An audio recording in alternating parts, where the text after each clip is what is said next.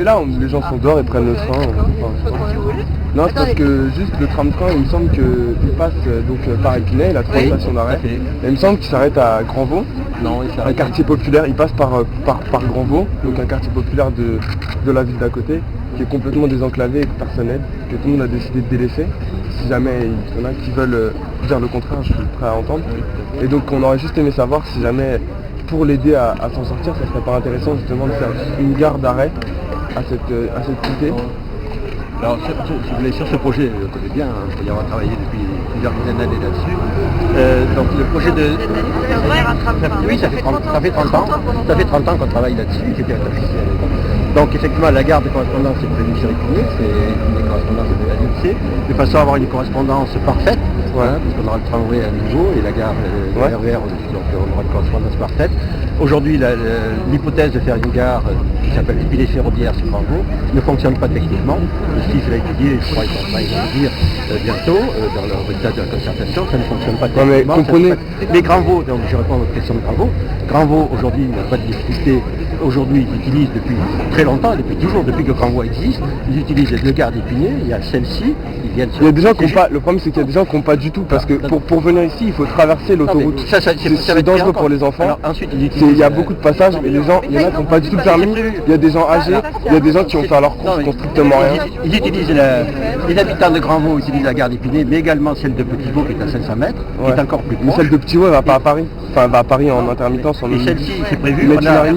Là, on a prévu un atelier de circulation douce qu'on va mettre en place dès que la concertation sera terminée avec les communes voisines, de façon à permettre justement de prendre en compte ce problème et faire en sorte que les personnes de Grandvaux puissent venir, ils le font aujourd'hui, mais les conditions ne sont pas idéales, de faire qu'effectivement ils aient mais comprenez que c'est difficile de leur expliquer qu'il y a quelque chose qui est créé, mais ça va être des choses, et le problème c'est qu'après ils voient que d'autres gens ont accès et qu'eux n'y ont pas accès, sachant qu'il y a 3 stations à Épinay, une ville où tout le monde a 2 voitures, voire 3 voitures, une ville de gens vraiment de la classe moyenne. C'est un peu nouveau ici. Oui, d'accord, ok, mais la gare, la gare lieu de vie, les commerces, les services, une crèche à la gare. Non mais c'est toujours au même endroit, c'est ça le problème. Oui, c'est dans ces quartiers-là qu'il faut aller, madame.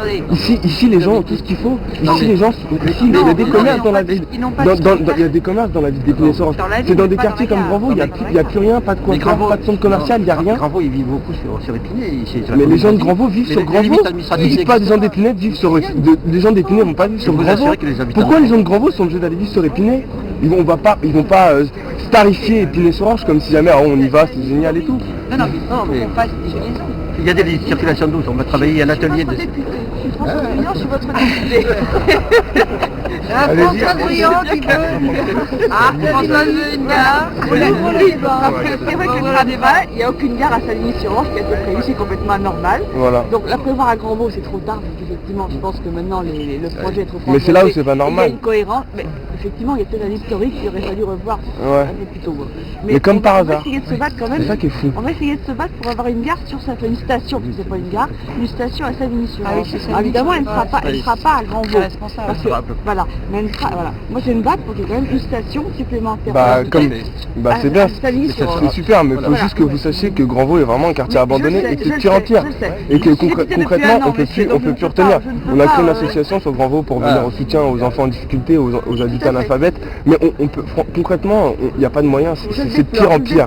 C'est vraiment de pire en pire. Et je tire la sonnette d'alarme. Je suis vraiment, sincèrement, je prétends pas être la voix de ce quartier-là, mais si jamais vraiment un jour ça pétait, il faudrait plus s'étonner. Parce que vraiment, c'est de pire en pire.